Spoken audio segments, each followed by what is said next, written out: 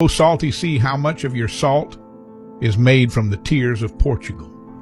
For crossing you, how many mothers cried? How many sons prayed in vain? How many brides were left unmarried? Just so you could be ours, O sea. These verses by Fernando Pessoa are more than poetry. They are memory, carved into the soul of a nation that once dared to face the unknown. The Portuguese did not sail with ships alone. They sailed with pain because the cost was real. They sailed with courage because every journey meant danger.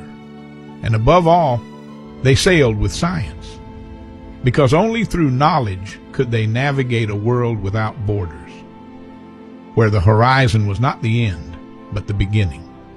At a time when the edge of the world still inspired fear, the Portuguese looked to the sky, not with superstition, but with purpose, knowledge, and calculation. The nautical astrolabe, refined by minds like Abraham Zacuto, became the navigator's compass to the heavens. With it they measured the sun, followed the stars, and found their latitude in open sea. A simple instrument, a bronze disc in the hand, but a revolution in navigation. It turned the sky into a guide, and it proved that the unknown could be measured. Science guided them not only through the stars, but also across the surface of the earth. Voyage after voyage, the maps grew more refined, drawn from memory, guided by stars, tested by sea. They recorded coastlines, winds, and ocean currents, but also the rhythms of tides and the phases of the moon. This allowed them to enter rivers at the right moment and avoid the hidden traps of unknown shores. These were not just drawings. They were memory turned into survival. They were maps that could save lives. But the sea was not only a path of discovery. It was also a stage of suffering. Scurvy, exhaustion, and storms tested every voyage. Behind every route, every ship, and every map were bodies worn by salt and souls stretched by time. Stagnant water mixed with filth. Rats and cockroaches shared the space with men. The stench was unbearable. Work was constant, rest rare. Food was scarce, hunger constant, and sometimes more than disease. It was longing that hurt the most. Even in pain, they pressed on, because hunger could be endured and longing swallowed. But the mission, the purpose, was greater than the suffering. For the Portuguese, every wave was a challenge, and every crossing an act of courage. Knowledge didn't sail on its own. It needed form, wood, sail, and genius.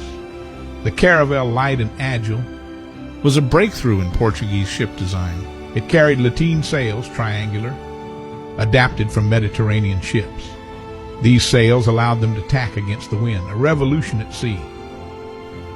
With such a ship, Gilles defied the unknown, and in 1434 passed Cape Bojador, conquering not just a point on the map, but the fear of the world's end. But the oceans were vast, and the caravels, though agile, couldn't carry the weight of empire. So came the Nile, heavier, broader, stronger. Built for long-distance voyages, it carried men, supplies, cannons, and ambition. With a Nile, Vasco da Gama reached India in 1498, linking Europe to the riches of the East. And in 1500, Pedro Alvarez Cabral crossed the Atlantic and reached the shores of Brazil. These ships faced storms, hunger, and time itself, and yet they endured. The Atlantic was no longer a barrier. It was a bridge to continents, to trade, and to history. But no ship commanded more awe than the Portuguese galleon. It wasn't just a vessel, it was a floating empire. Towering over the sea, clad in thick wood and iron, it sailed with rows of bronze cannons lining both sides. These were no ordinary weapons. Placed by skilled engineers, the artillery was designed for broadside fire, unleashing devastating volleys without the need for full reloading. Among them were the bombards, short-barreled, massive, and feared. And among the galleons, one stood above all, the St. John the Baptist, a fortress at sea, built in the shipyards of Portugal. and feared across Europe.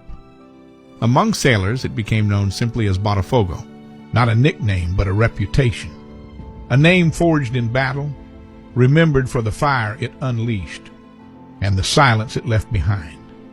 But Portugal's true legacy was never just in the fire it unleashed. It was in the mind that aimed it.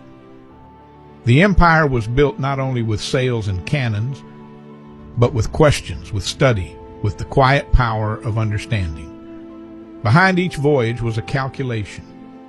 Behind each discovery, a vision. This legacy was not carved into stone, but drawn into maps, traced in stars, carried in the hands of those who dared to dream beyond the known. At the edge of every charted world, the Portuguese left more than routes. They left ideas. They left questions that reshaped knowledge. And they left the soul of a people who believed that moving forward was not only a matter of wind and waves, but of will. Even when the sea resisted, they pressed on. Because for them, understanding the world was the greatest conquest of all.